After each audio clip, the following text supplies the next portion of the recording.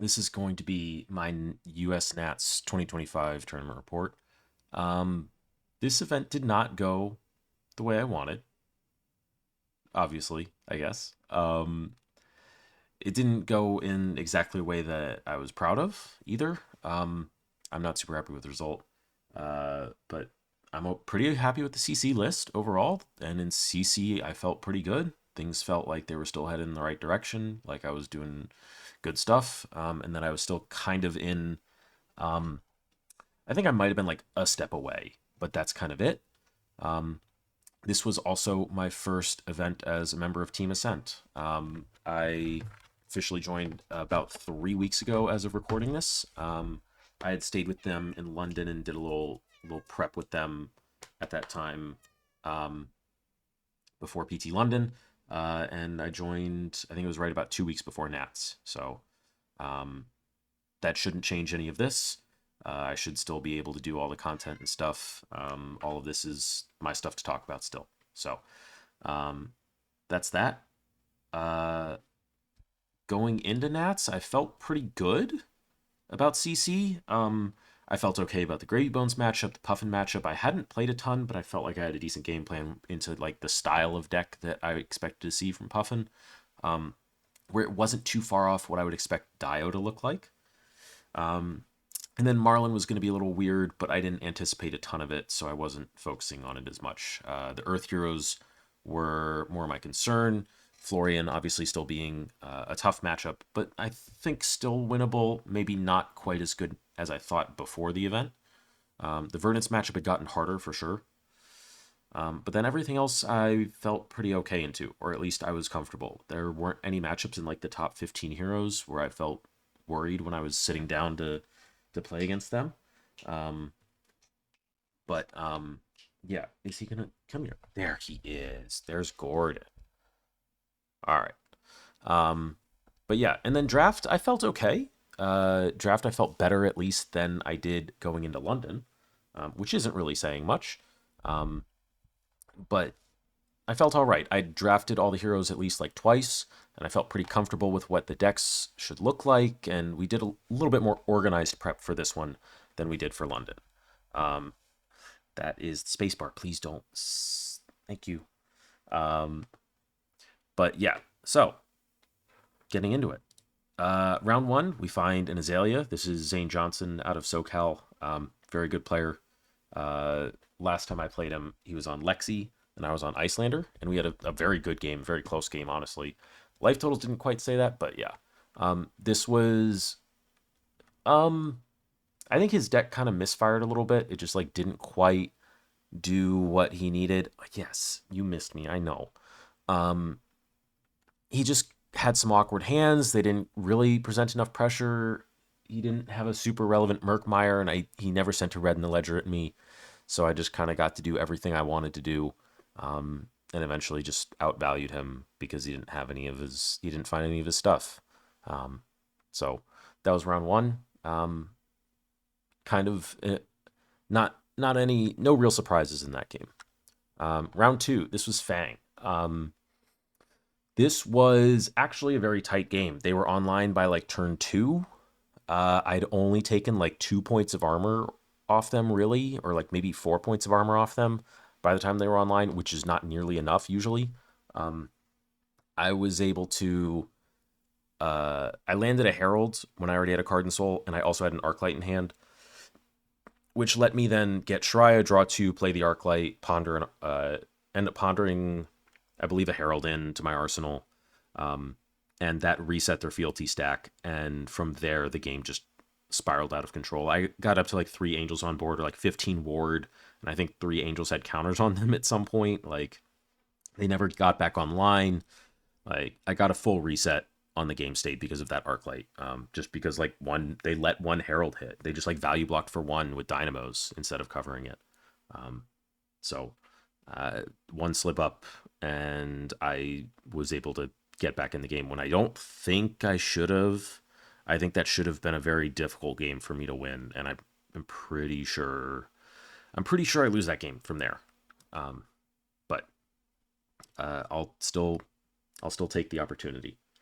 Round 3, this was Gravy Bones. This was Charles Dunn. I haven't played this matchup a ton. We played it a few times because we knew it would be weird. It's basically an illusionist mirror, or what people would think of as an illusionist mirror. We get a lot of free on hits on their allies, but we don't get them super efficiently. And there's been some talk of Rapture versus Vestige in the matchup. We settled on a Rapture plan still, but you just kind of play it a little bit more relaxed than like your standard Rapture, Aggro, or Herald beatdown plans. You have to understand that it is an illusionist mirror, and it's not quite like the Prism mirror either. The Prism mirror is a completely different thing from this one. This feels like a true illusionist mirror where like you are genuinely fighting for board space and you're not just fighting over Halo and that's it. I was kind of able to just like, it felt like some of his stuff, some of the stuff in Charles's deck just didn't quite work.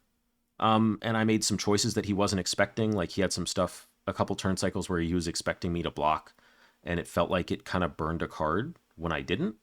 But that's because you kind of have to, like, the way these matchups work is the person who is forced to block first loses. So if I'm just choosing to block and I'm not pressuring his life total or his board state, like, stuff can get really hard. And especially like if I can just send a double Herald at his face and make a spare Angel, like, that was fine. We got some good practice in though, in like a couple in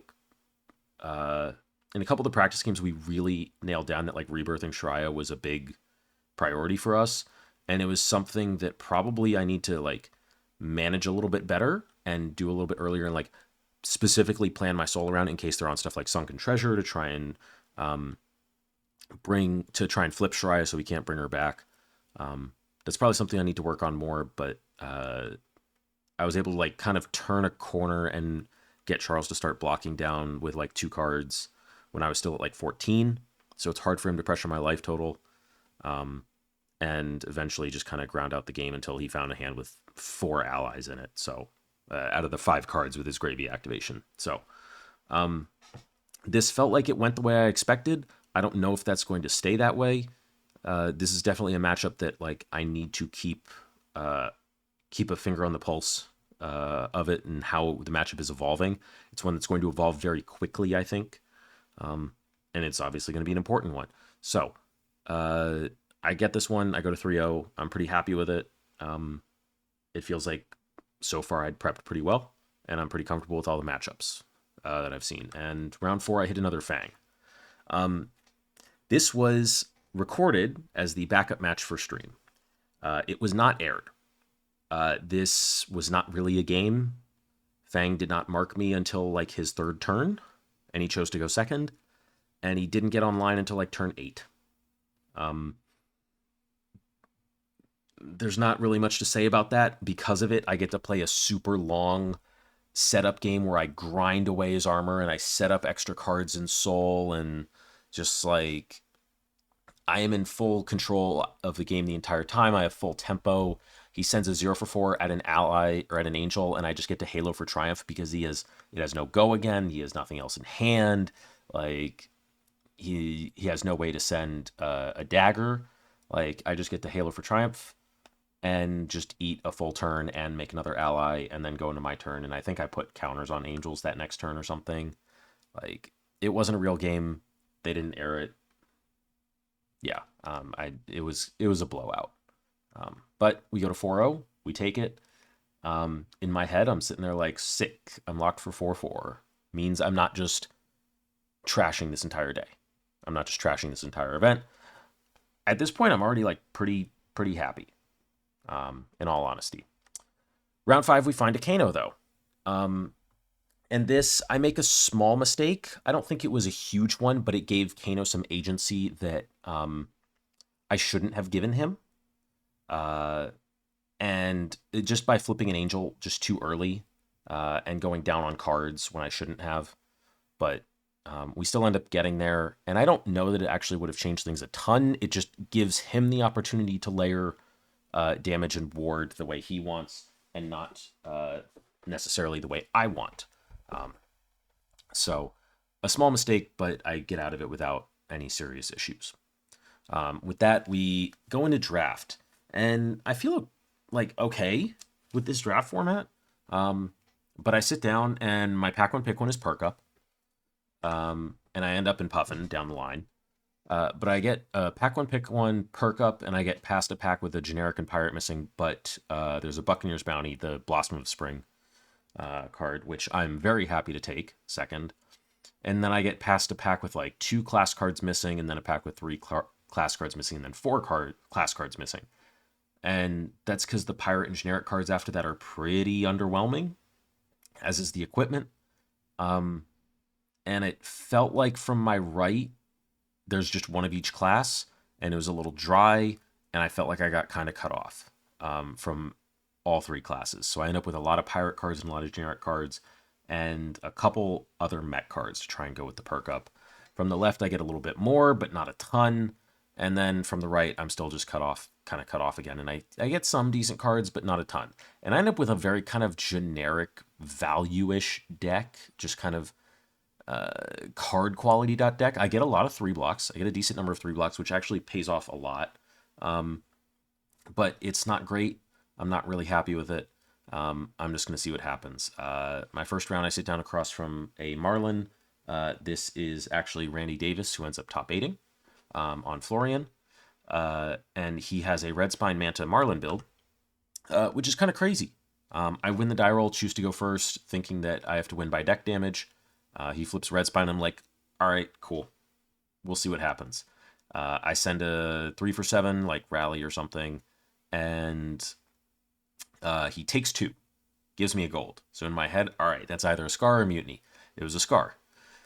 So he had filtered 2 cards out of his hand, blocking with 2 cards, and then just draws in 2 more cards, and he goes Scar, Rabble Flipper Red, Rabble show you the same red, Red Nimby, search Red Nimblism. And I'm like, oh, it didn't matter how bad my draft was. I'm dead now. Okay. Because that's like a 4-card 18, plus he has the Nimblism gloves for next turn. Like, nah, I don't know that I could have done much to win this game. I think Lucas ended up getting the 3-0 in the draft over him. Yeah, Lucas did. But that, I don't know that any deck in my seat, regardless of what class it was, would have beaten that deck. That was crazy, and it was firing on all cylinders. But yeah, drop that one, go to 5-1. Second round of the draft, I play against a Puffin. So this is a Puffin mirror. I believe this is Bryce Henschel.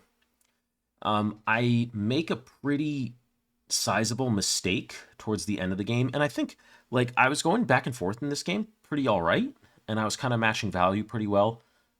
In both of the games, I think I have to use Buccaneer Bounty, the Blossom of Spring, just to essentially kind of unstick a hand that has like a 1-cost pump plus a 0-cost attack.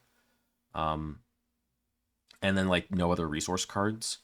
So like I think I have to do that, but like I'm able to like stick in it, and I make a mistake on a turn where I get full tempo and he's at 4, take 2, then take 1. Yeah.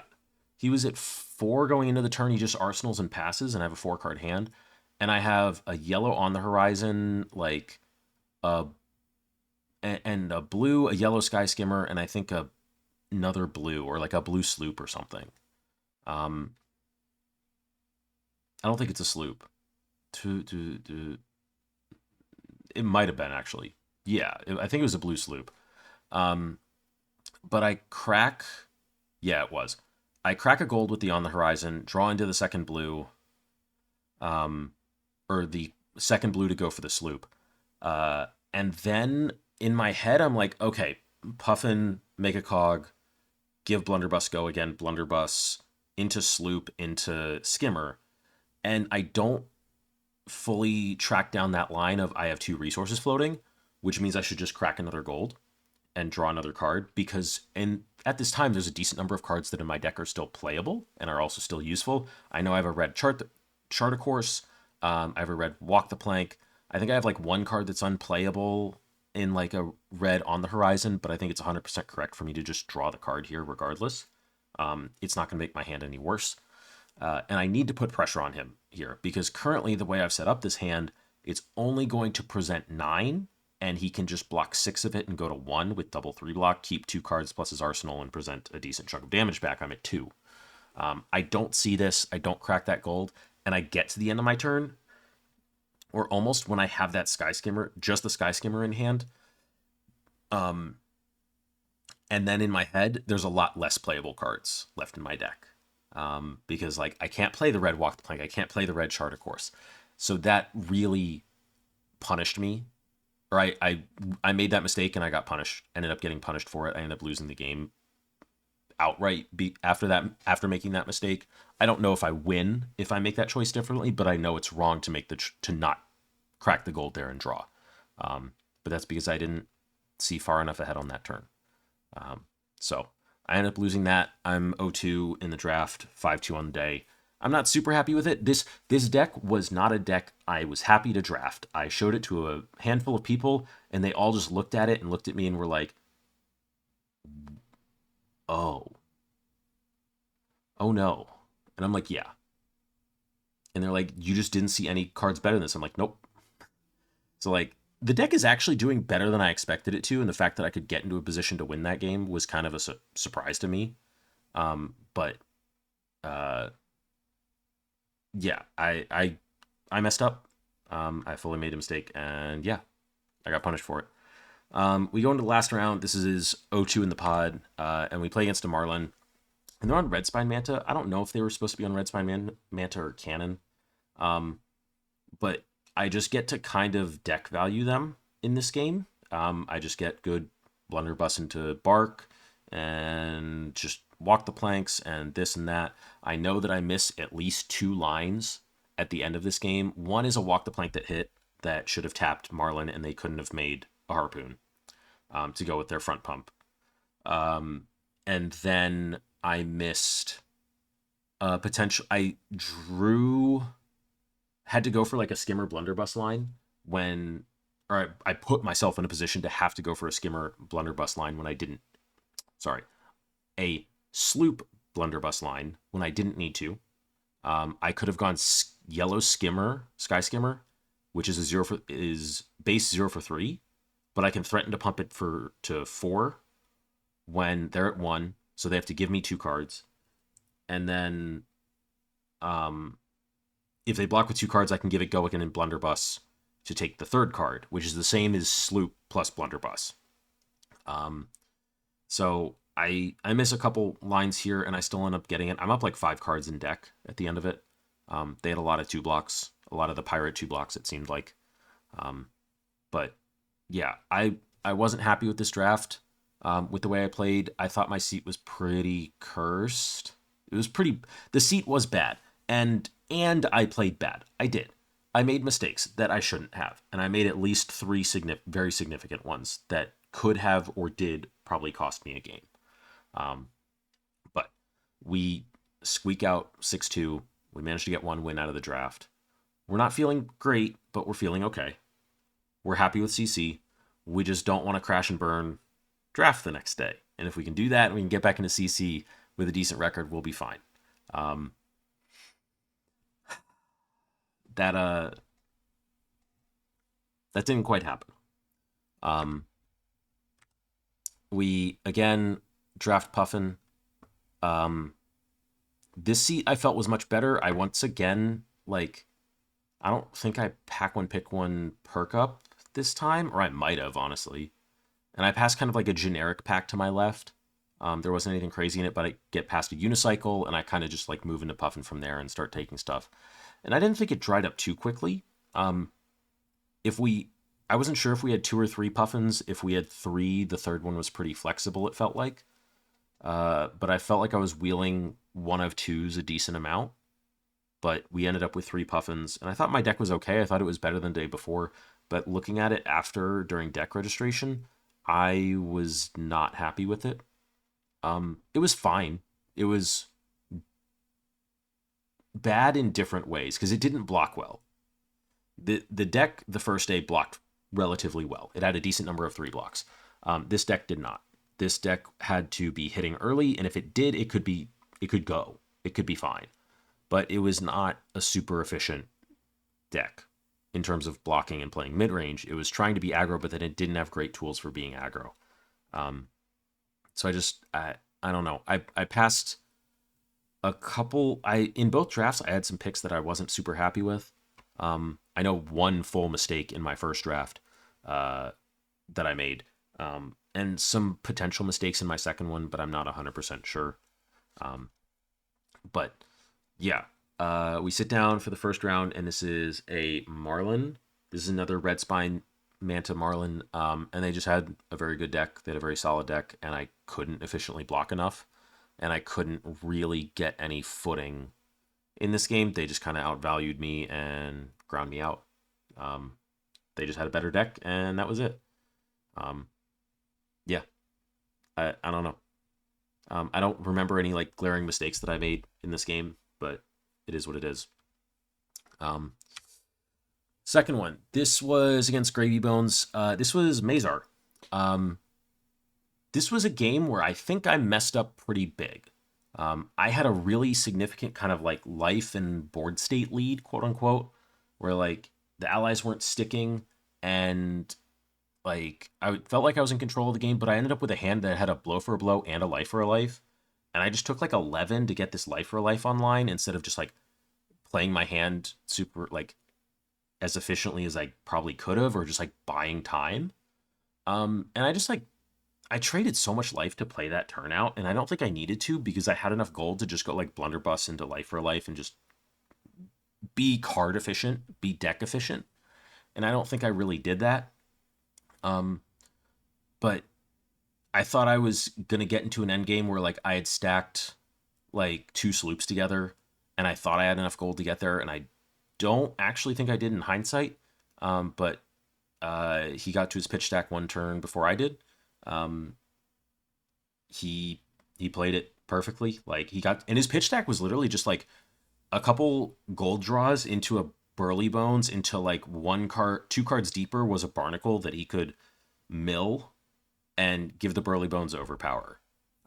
When I'm at one, and it was yellow Burly Bones, so for five. Um, and he played it perfectly. Mazar, I apologize if I salted off on that one. That you played it excellently. Yeah, that's it. Apologies for that. I was not having a good day and not happy with draft, and I was letting it get to me, and I shouldn't have. Um, Round 11, Puffin Mirror. Um, I was fully in a position to win this game. I messed up, and I just didn't tap a cog before attacking with Blunderbuss, where the sequence I went was activate Puffin, make the cog. Uh, and I have full tempo. I'm up like 4 cards. His deck blocks significantly worse than mine does, so I'm just taking his full hand every turn at this point with like basic stuff, it feels like. Um, and I know that I can just like set up a turn that's gonna end the game by like putting a skiff in arsenal or something.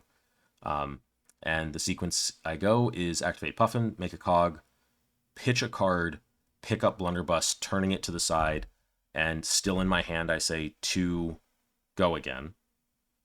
And still in my hand, my opponent corrects me and says it doesn't have go again because I didn't use the ability to tap a cog and give it go again. And yeah, that's it. Um, I didn't. I made a mistake. I fully messed up the sequencing. That's it. Um, this was kind of a mental boom for me. I needed to leave the hall and take a reset. Um, this was bad. I that is like I drafts can go bad and games can go bad and I can lose games and it can be fine. But when it is a mistake that I think I should not be making, that I should be beyond making, I guess. And that's not like I'm not trying to say that to sound I'm not trying to say that in an arrogant way, but it's like that doesn't feel like a mistake that I should be making if I'm playing at US Nats. That's not a mistake I can be making at US Nats at a pro tour. at the events I want to be playing at. But I did, and it hurt. I didn't like it, obviously. But I went. I got at least some of a mental reset. Went for a walk. Went outside. Listened to some music. Um, Came back to play CC because I get to go play more Prism, and that's it. I get to go play more Prism. I get to go send more Heralds. I get to play more Aura Plan. I get to have more puzzles. So I'm gonna go do that. All right. Round 12, first round of CC on day 2. We sit down against Florian. This is Wesley Dong, world's top 8 competitor from 2022, when he played No D-React Oldhim. We've played before. We played actually in Minneapolis, the Battle Hardened Nats, last year. We played Prism into KO. It was actually a very good game, and I was like just trying to figure out how to play the Rapture side of that matchup. And I ended up losing that one. But this game was really interesting because I messed up my pivot turn, and I know for a fact I did. I have a hand that's Blue Wrath, Figment, Yellow Herald, ALS. Library is out. And I have an ALS in my arsenal. Now, if he doesn't present lethal to me on this turn, I can double Arclight him, which is really good. It's really good. Unfortunately, he presents lethal to me by 1. So I end up making a mistake here. I try and take my pivot using Halo, and I try and find a cost curve where I can like flip Shariah or play the ALS, and there just isn't a clean one. Because I don't then have a Genesis on the next turn to like play out the ALS cleanly, to play out the other ALS cleanly, and where I can live. So what we decided the next day, because I sat down with Tim, my testing partner, who was also on the list, same 80, we decided that the best line with that hand with Blue Wrath, Figment, 3-block Herald, ALS is I just block the Reaping Blade because I'm at 3 and he's sending Reaping Blade at me for 3. Just block with the Herald, play the Arclight from Arsenal, just cycling it, pitching double Figment and Wrath, get your library trigger again. You're at 3, so he needs to make 3 rune chants to get over, to send over ALS to take a card from you, even. And you have decent odds of looking for a pivot on that next turn with whatever aura you find. It might be Parable, it might be Merciful. If you can find a Genesis, excellent. If not, you probably have to go anyways. But that is correct. That is a better choice in my mind than trying to take the Halo pivot on his turn, using Footsteps to block, go to 1. That was not the right pivot turn, and I'm supposed to just block 3, play an Arclight, reset a turn, have a little breathing room, just enough breathing room. But I wasn't able to find that line in the moment, or at least in a reasonable amount of time, because I felt like I needed to go in that moment, and because I got stuck in my head that, oh, I'm at 1 health, or if I block with Footsteps, I go to 1, which means I only need to use 1 resource and I can still do the thing, but I'm never going to get to play double Arclight doing that, which is probably the point at which I should have broken that train of thought and looked for a different line, and I couldn't in the moment. So I ended up losing that game. The pivot was weird. It ended up all right. We went back and forth for a little bit longer, but eventually Tree just gets over the top, if I recall correctly. It's just like he sends enough to get me out of Library, then he sends enough at me to get me out of Swinging Angel, and then he gets me out of then he gets the Angel, and then he gets over the top of blocks. Is kind of how those end games usually go. So we end up dropping this one. We're 0-4 on the day. Rough day, but this game felt fine. I felt like I had play here, and like there was something there that I had missed. But this one wasn't like, my mental was like fine after this game, unlike draft, because I felt like I was like playing the game because I knew what I was doing, because I didn't make any just like complete blunders, but it was just like I made a mistake, yes, but I didn't just like fully punt the game necessarily. Even if I make that choice differently, the game is 100% different.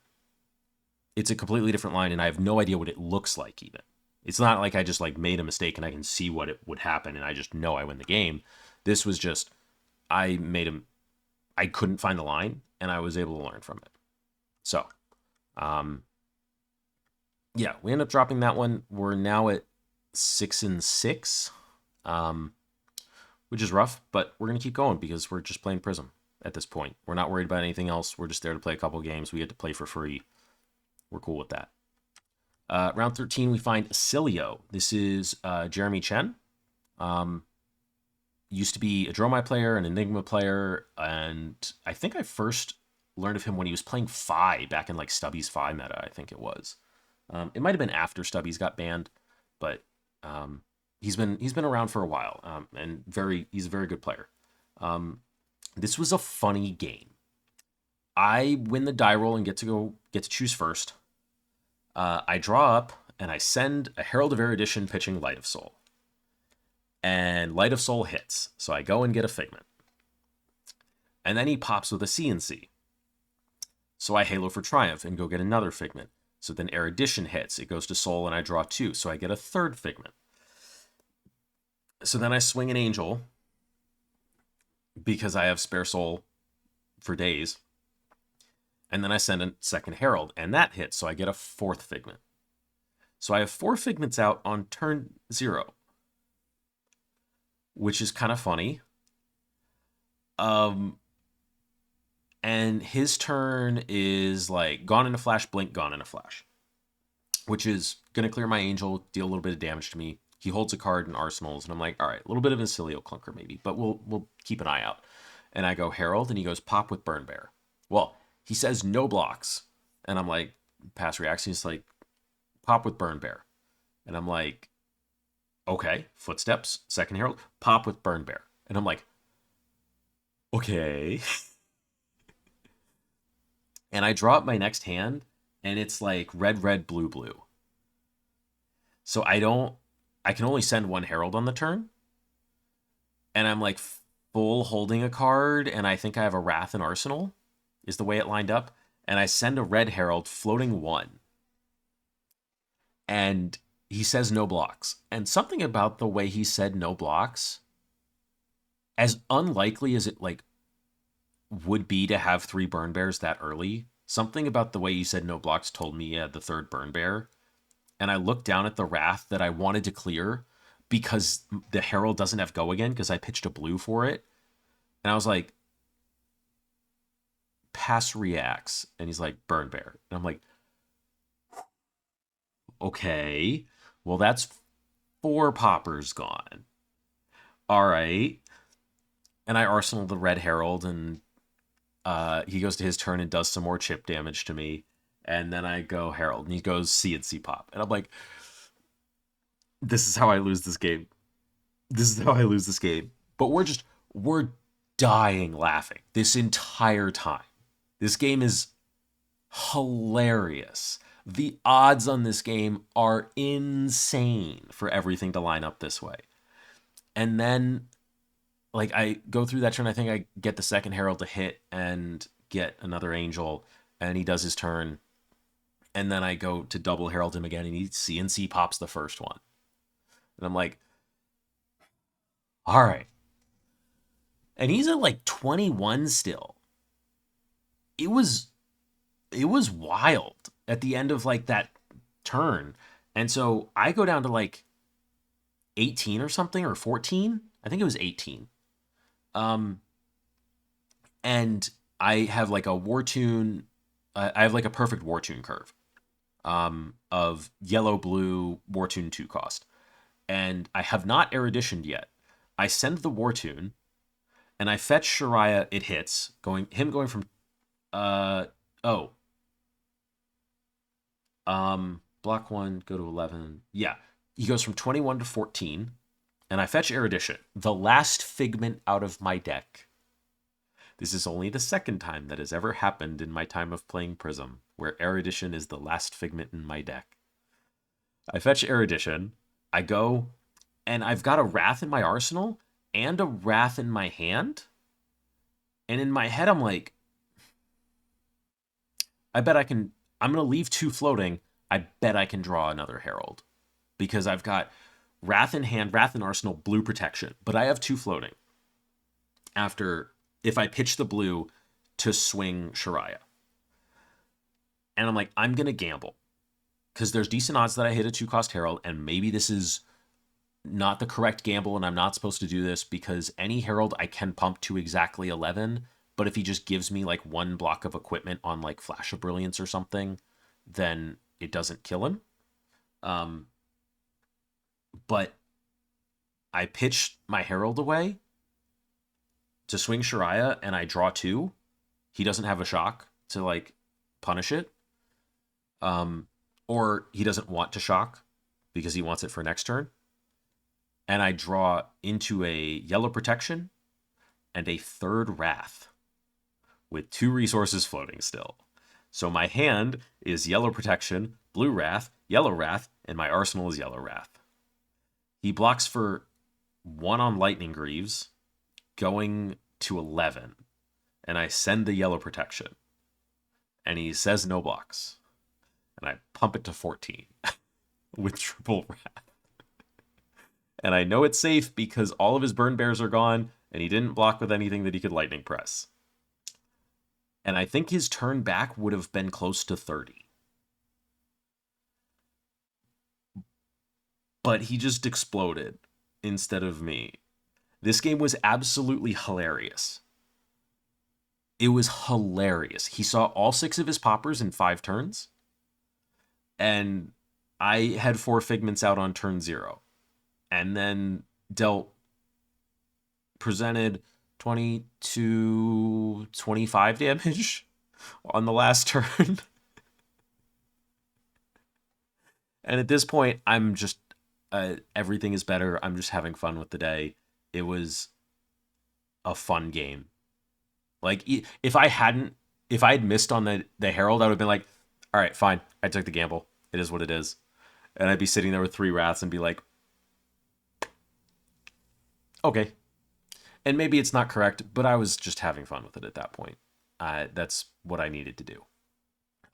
But we ended up getting the win on that one. We go into round 14. We play against Nuu, and we just kind of get to do the thing. The pivot turn was bad. I should not have taken this pivot turn that I did, fully admit that. And I just got away with it, and I shouldn't have. So I think I would have been fine if I had taken the pivot turn like correctly, quote unquote. But yeah, it is what it is. This matchup is still very hard for Nuu, and I think I just kind of got a board state that they couldn't couldn't deal with, little by little. This game didn't feel super remarkable, but I do know that I misused my Halo in this game. Our last round, we hit a Florian, and we get like a very early setup and a very early pivot. But we just we find a couple auras on like the first turn where we get to go like Merciful Pierce the turn after we play Shariah ALS Genesis. But we kind of fizzle out from there. We just have like 12 cards, no auras. It is what it is. We can't get any more Heralds through, so we can't get any more Figments. We didn't see Second at the time we needed to. That's the way the matchup goes. I think I want to see if I can find something else for this matchup. It's still not where I want it to be, and it just felt like I was just like a half turn behind in both of my Florian games, where it's like if things were just like a little bit better, I'd be happier with it. So I think that's something I'm going to work on after this. But the weekend's not over. We have Sunday. We have the Battle Hard. I just want to play more Prism. That's all I want to do. I don't want to go play side events. I want to play Prism. So we go to the Battle Hardened. It is like almost 300 players, I think. So it's a 9-round Swiss, which is a long day. But I also kind of enjoy those days just because like I'm used to it. I enjoy it. Like that's what I'm used to doing. But we're running the same list back. I don't make any changes. I don't mess with anything. We're just going to go. The first round, we play against Victor Mercado. Very good player from Canada. Made the finals of Calling Portland last November, I think it was. He was doing it on CYB Nuu. We'd played with him on Kano before, and then him on Nuu again in Memphis Battle Hardened. He was playing Verdance. He knew the matchup well. He knew what to do. He knew how to play against Prism. He played it immaculately, I think. I had to take a little bit of a weird pivot to try and get around him, like just having a kill threat. He was burning me down super quick. He just had like turn 1 Burn Bear plus Waning Moon for me to take 6 damage outright, even with the AB1. So he played very well. And it took a little bit after the pivot for him to kind of grind me out, but he just kept me off soul until like turn 7 or 8, where I just didn't see a soul shield or a merciful, and I couldn't get a herald through, and I couldn't find a second. So credit to him. He played the game super well. And I made a mistake at one point. I arsenaled an Arclight when I shouldn't have, because I was playing an Arclight out as after my pivot turn, after like Genesis had gotten to, I think Genesis had gotten to stick. But like I had an Arclight and I arsenaled a second Arclight instead of just like a Herald, and I should not have. That second Arclight really doesn't do anything when I'm that low. It just burns another 6 resources out of my hand. So a mistake there in just like me misprioritizing an aura, but I don't know if that really moves that game. Like this matchup has definitely gotten a lot harder, for sure. So we started off 0-1, but it was fine. It was a good game. I enjoyed it. I learned a lot, or I learned some important things. So round 2, we find another Verdance. This game goes very differently. I get Heralds to hit pretty early, just kind of like it felt like for free. I just got to do everything I wanted in this game. And like I take my pivot turn, he Striders it, I have Genesis, and I think he clears it or something, but like I still have Library and I get to stick a Genesis. A Genesis sticks at some point, and I don't think it was exactly my pivot turn.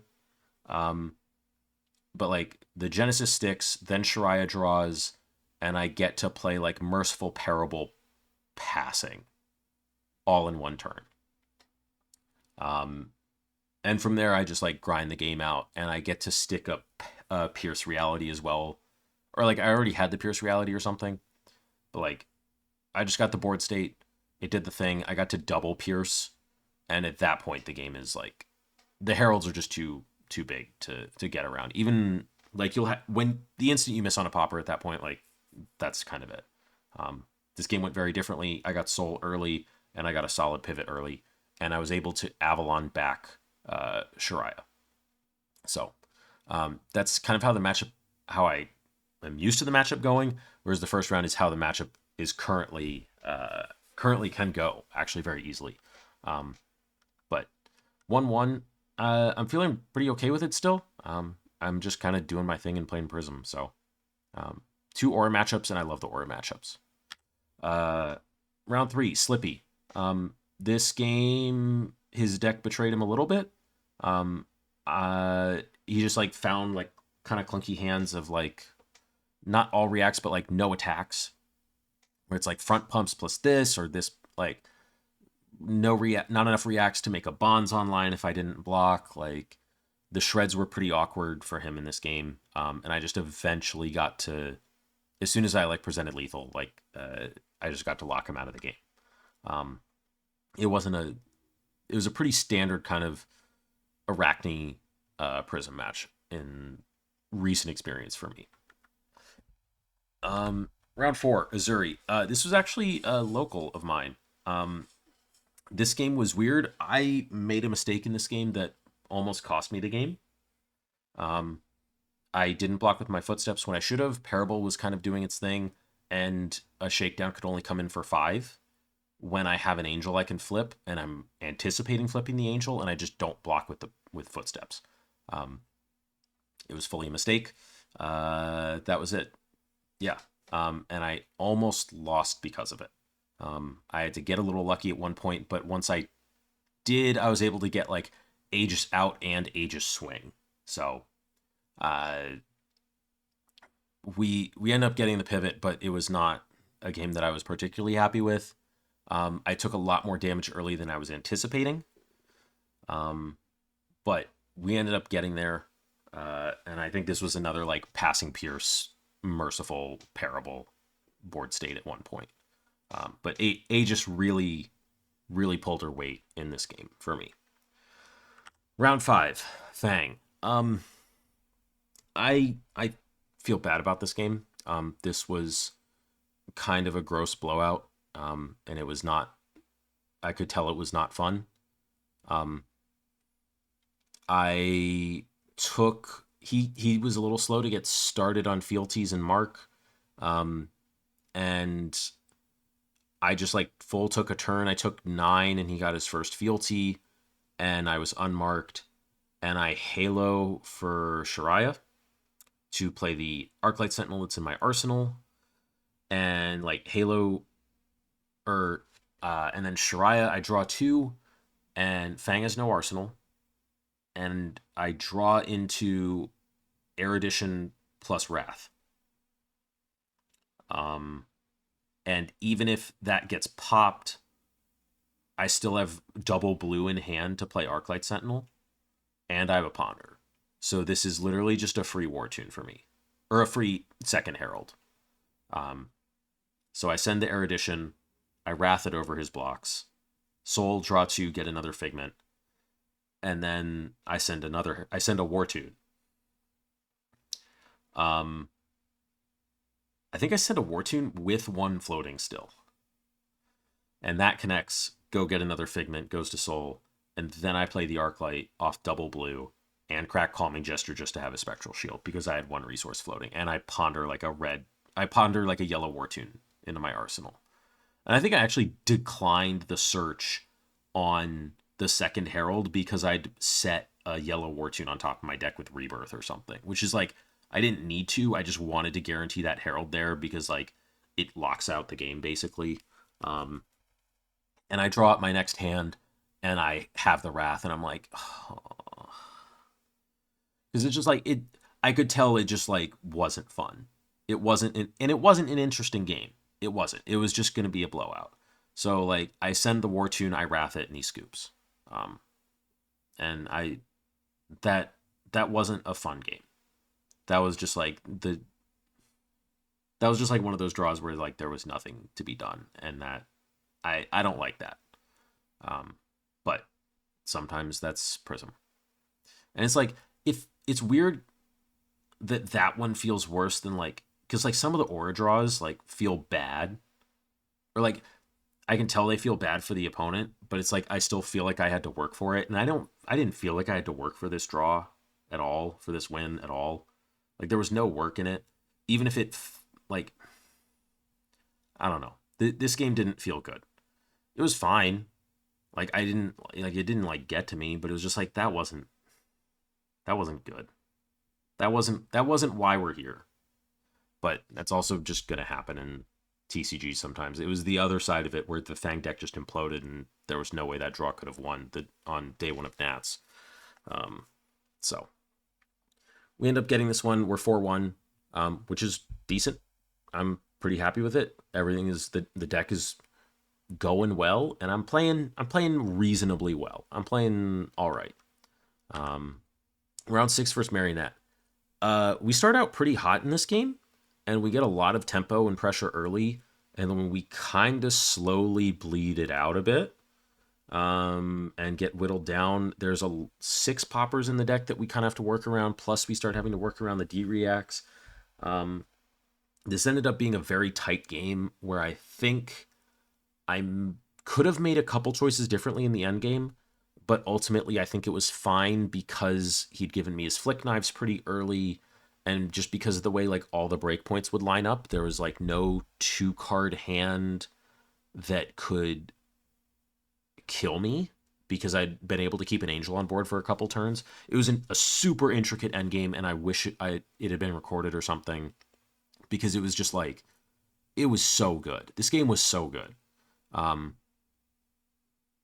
it started out as just like a blowout. So this game was sick. I was enjoying this game so much. The guy played extremely well.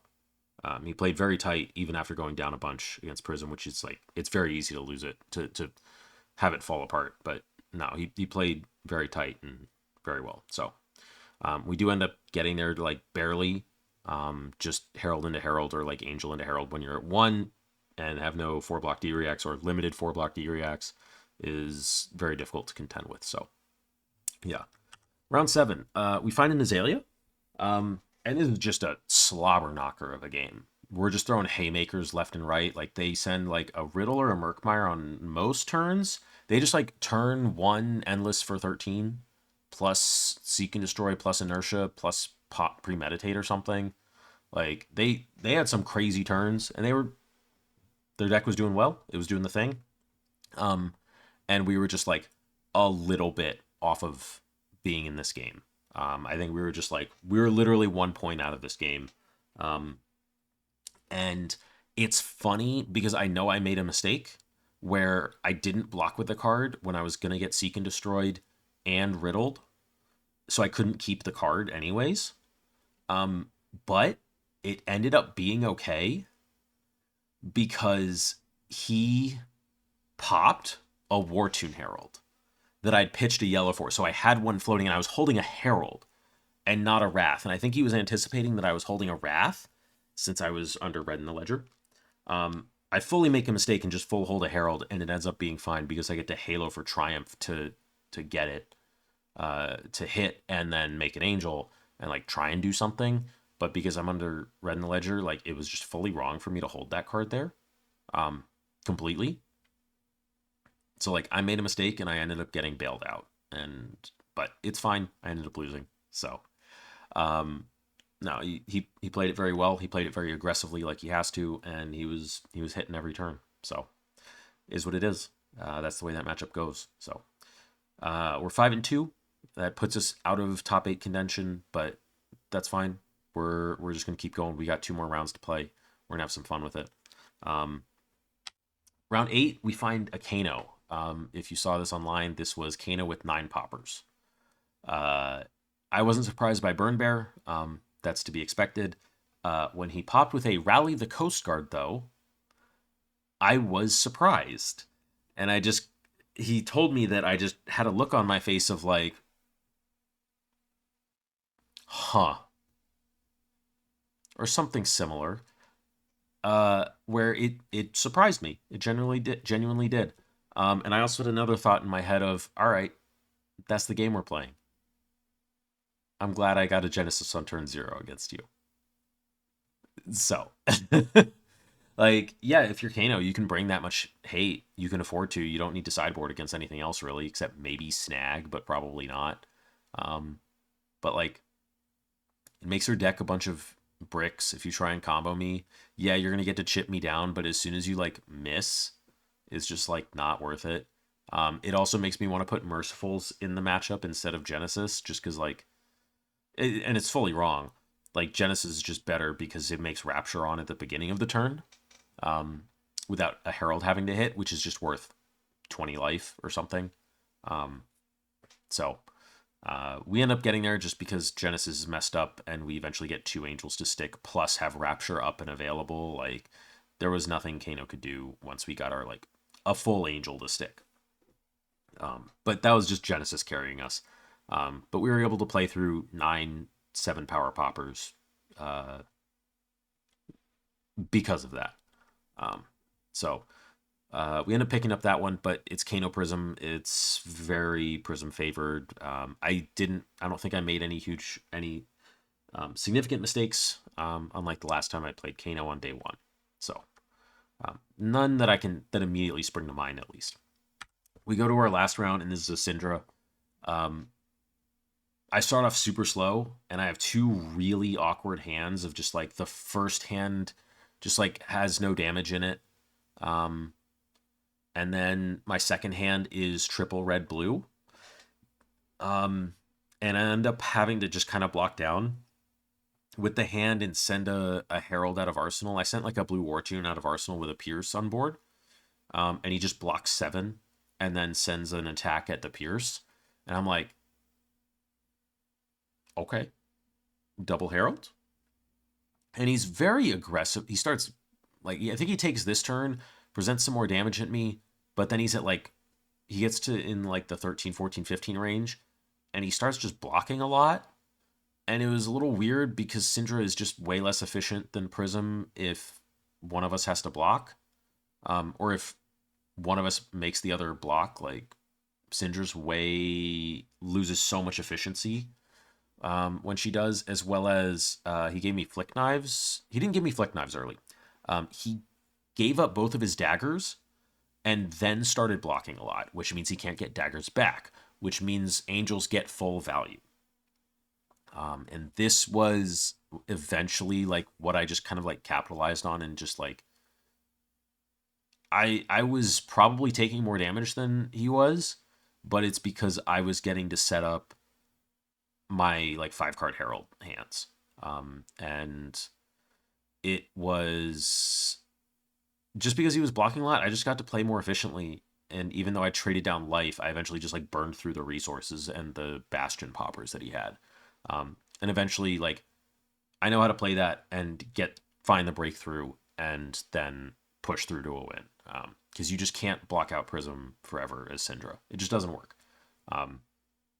But it felt like he was playing a little too scared and didn't accept, because like part of this matchup for Prism is accepting that you're just going to give Syndra some a mask trigger too early, because you don't have angels out that can efficiently block for mask. And he felt like Syndra didn't accept the parallel to that, which is some heralds are going to hit and I'm going to get angels out, but then you have to try and minimize the value I get off angels. And it felt like that their approach just didn't work as well as they thought it would, or was, or that it would be enough, or they thought it would be enough, and it didn't feel like it would be enough. I felt very comfortable playing a slower game and just kind of whittling them down until I get the breakthrough where I know I'm going to outvalue them. So we get that, and we end up 7-2 in the Battle Hardened. We were also 7-2 in CC and Nats. Our only losses were Florian, Verdance, and Azalea. So 14-4 in Nats CC, or in CC overall on the weekend. I'm pretty happy with that. I'm pretty happy with the list. I wasn't like, there isn't anything like crazy that I think I would change. If I could find space for the third soul shield, I might, just to have that guaranteed soul a little bit earlier against the Earth heroes. Although it's not like even super guaranteed against Verdance. Second at 2 was it was a little more awkward at times than I still would like. I definitely had a hand at one point which was Second light blue, ALS, yellow Herald, and I have library out, which means I want to pitch those 2 yellows, which means I can't use Second ability. So I ended up like, I think just sending like double blue Herald or something, playing and arsenaling the Second into a 5-card hand and waiting. There were some awkward spots where I wasn't super happy with the card. It was fine because it still blocks 3. You can still soul it to Genesis or Halo if you need to. Like, it's still flexible enough, but it was weird. It was still a little bit weirder than I thought. But it still was, the times where I had it and it was good, I loved it. Like that second Verdance game, I just had a turn where I was so far up on soul pre-pivot. I had a 4-card hand of just like second yellow aura, I think, or yellow figment, yellow Herald, and blue Herald. And the hand for me just went like second fetch Aegis. They're disincentivized to block. I think there was like, it was also like Passing Mirage or Parabled or something, but they just say no blocks because it's second.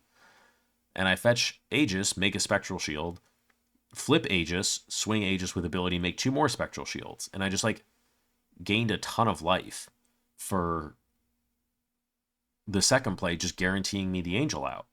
And it just gained me a bunch of tempos as well, especially in Verdance, where getting that guaranteed Figment is worth a ton.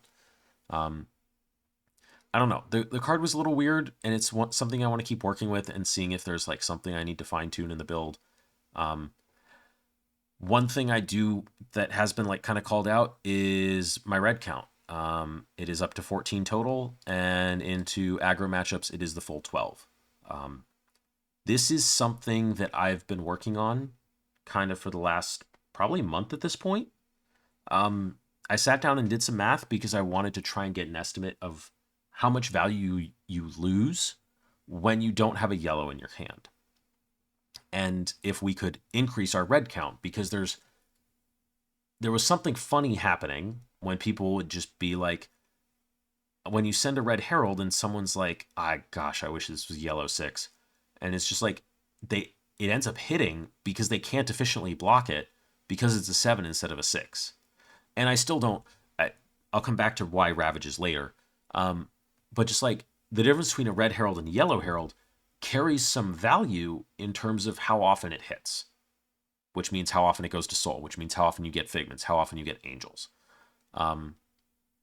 And obviously that changes matchup by matchup, but the aggro meta, so like the assassins and the ninjas, have way less armor than Aurora ever did. Which means that your ability to race them and force these on hits is way better. So increasing that red count, increasing that consistency where they can't just double 3 block with spare cards out of their hand. They have to give you just that little bit more. The increased red count felt really good. And I went and I sat down and I did some math, and I wanted to see at what point would I lose more value from the increased red count because it dilutes my yellows than I would gain by having more reds and having more, which is 1, just more damage in the deck, 2, a higher likelihood that my first herald for the turn is hitting, or my second herald for the turn is hitting. Probably the first, though. And it was rough estimates. It was nothing concrete. But the trend I was seeing is that from those estimates, increasing your red herald count up to, I think it was 15, and your yellow count drops to 30, you still get more value per turn on average from increasing that red count up to 15, where the rule was kind of like you played 10. And even 11 felt a little weird, but it felt necessary into Aurora. I wanted to try 12 because there was also like a part of me that was like, that calculation didn't take into account like you can't miss on too many yellows early because you need to get your power turns. You need to get your Aegis turn. You need to get your Shariah turn in particular. But like you do need some amount of, you can't just dodge yellows, because if you miss your power turns, it's way worse. Then it's way worse. And that was not something that my calculations account could really factor in.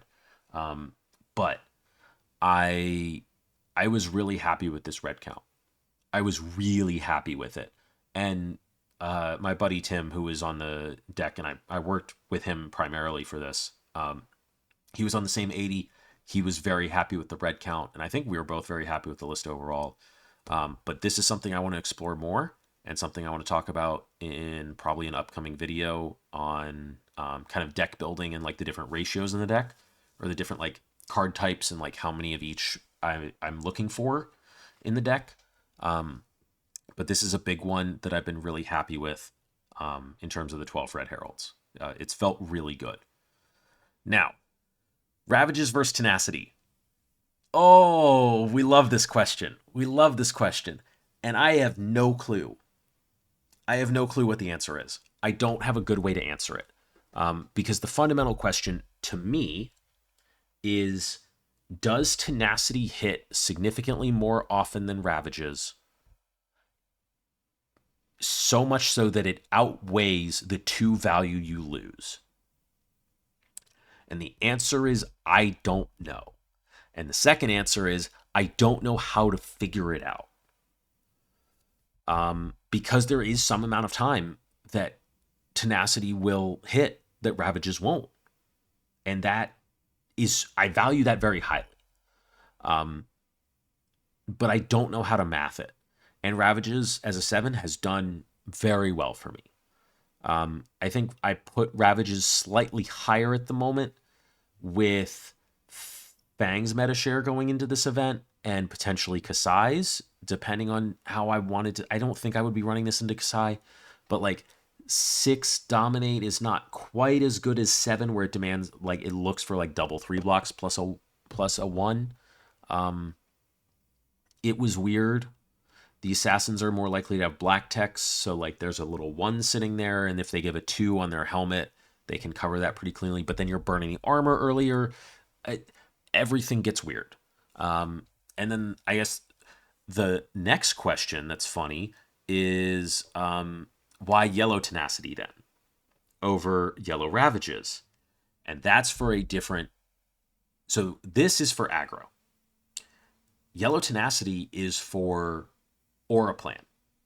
Because once you stick a passing and a pierce, I want as many heralds as possible to burn through their armor. I want them to be armor threats. I want them to be pushing through on hits more often. Because yes, 8 can often get through, will get through in a reasonable amount of time. But 7 dominate will basically get through all armor suites that we're going to fight in auras in like 2 swings. Which means then our eruditions are online. Whereas 8 might take 3 or 4 because they can give you double 3 block instead of 3 block armor. They can, so tenacity takes 3 block armor, which will burn through their armor in like 2 attacks. Or ravages for 8, which will take block 2 block equipment, pop second herald, clear aura with 4th card, which we don't really trade up on. But this just lets us burn, because this isn't hitting in yellow in aura matchups. The dominate can. Or even just like tenacity with a parable on board will do very well. Tenacity with a retribution on board does very well. Because it's just harder to cover. So like we start burning through their armor super early. So like that, I'm very happy with the yellow tenacity, and I think Tim was as well. This is still a question mark that I don't have a good answer to, and I don't know how to approach the question. I don't know. I don't know how to answer it. I don't know how to give an answer with data behind it, which is what I want to do. But 2 Soul Shield, I would maybe want to try and find the 3rd. The equipment suite has felt good. There might be 1 or 2 things I want to try going into the next meta. Herald counts all felt good. 2 Herald of Second felt good. Wrath count was good. Figments were pretty good. Judgment has a little bit of a question mark for me at the moment, but nothing like crazy. Herald of Judgment, we were kind of hedging that Katsu would come back in a little bit, and it's fine that it's not Ravages or something else. There might be a consideration for looking at this again if we need something else. This could be your 3rd Soul Shield if you want to do that. Parable, this was probably one of Parable's weaker performances. It'll depend on how the Earth decks evolve in the next couple weeks, or in the next month and change until Singapore. Actually, just right about a month. I think probably about 5 weeks. But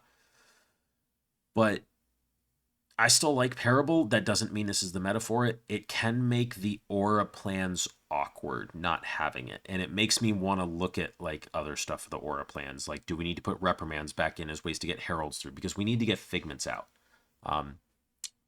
The other kind of big thing is riches. We did not include riches. We didn't think it was good enough. We thought it was good. I think this was literally our 81st card. And this was just became like the 3rd Herald of Judgment, because there was a question of like, if Herald of Judgment is in our deck, it should just be 3 of, because if we want that effect in our deck, we basically need 3 of. And then we wanted all 3 tenacities. It just gave us a little bit more cushion, we felt like. And we felt like it had more of an effect on the aura games to have the 3rd yellow tenacity than it did to have riches. I don't know if that's 100% true, but that was our evaluation at the time.